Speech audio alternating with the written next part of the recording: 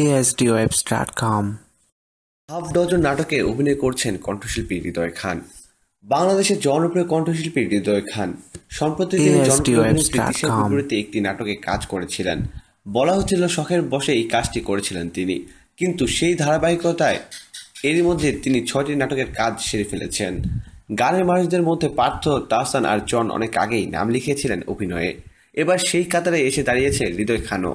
তবে এবারের ঈদে তাহসান আর জনের থেকে বেশি সংখ্যক নাটকে দেখা মিলবে হৃদয় খানের।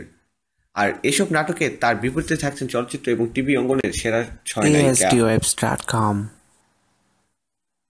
গত 12ই মে মোহাম্মদ মুস্তফা কামাল রাজের রূপকথা নামের নাটকের সূত্রে প্রথম ক্যামেরার সামনে দাঁড়ান তিশাকে সঙ্গে নিয়ে।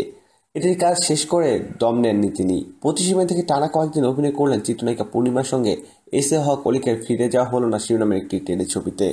শেষ খবর পাওয়া পর্যন্ত প্রথম দুটির পরও আরও 4টি নাটক টেলিছবি পাণ্ডুলিপিতে মুখ গুঁজেছেন তিনি। এর মধ্যে দুটির বিষয় চূড়ান্ত। একটি পরিচালক জাকারিয়া asdwebs.com শৌখিন, অন্যটি তন্ময় তানসেনের। দুটোই ঈদ বিশেষ কাজ, যার শুটিং হচ্ছে চলতি সপ্তাহেই। নির্মাতা সূত্র জানিয়েছে এর একটিতে হৃদয় খানকে পাওয়া যাবে পুরাতন ঢাকার প্রেমিক রূপে, অন্যটিতে মিলবে অসমবয়সী প্রেমিকের চরিত্রে।